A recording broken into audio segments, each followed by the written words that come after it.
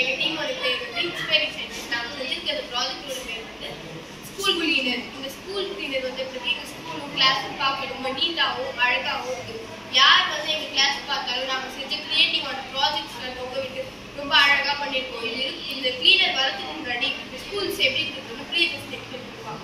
நம்ம பள்ளியில வெளியில இருந்து பார்க்கறதுக்கு அழகா இருக்கு. இதுவே உள்ள வந்து பார்த்தா ரொம்ப அசுத்தமா இருக்கு. பள்ளி வந்து ஒரு கோவில் மாதிரி. நம்ம கோவில் எப்படி சுத்தமா வச்சிருக்கோமோ அதே மாதிரி தான் பள்ளியும் நம்ம சுத்தமா வச்சிருக்கணும். நம்ம இருக்கிற இடத்துல அதெல்லாம் சுத்தமா வச்சிருந்தாதான் நம்மளுக்கும் நல்லது, நம்ம இருக்கிற இடத்துக்குமே நல்லது. இது மட்டும் இல்லாம மக்கும் குப்பைனால எந்த பிரச்சனையும் இல்லை. மக்கா குப்பைனாலதான் நிறைய வருது.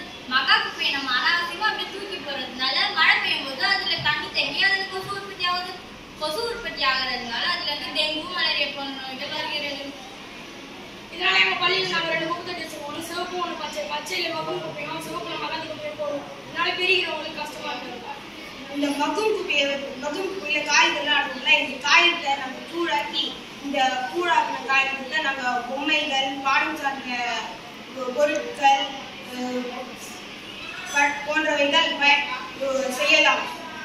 இந்த மக்காத குப்பையை நாங்க வந்து வாரத்துக்கு ஒரு ஆள் பிரிச்சு மாநகராட்சி கிட்ட கொடுப்போம். இந்த மக்காத குப்பையை மாநகராட்சி கிட்ட கொடுக்கறதுனால அவங்க இந்த மக்காத குப்பைக்கு பதிலா நம்ம ஸ்கூலுக்கு தேவைப்படுற சேர்ஸ் அது மாதிரியான பொருட்களை நம்மளுக்கு கொடுப்பாங்க. இதனால இந்த மக்காத குப்பையும் ஒரு இடத்துக்கு போய் சேர்த்து அதே மாதிரி நம்ம ஸ்கூலுக்கும் ஒரு கரெக்டான திங்ஸ் நம்மளுக்கு யூஸ்ஃபுல்லான திங்ஸ் வந்து கிடைக்குது.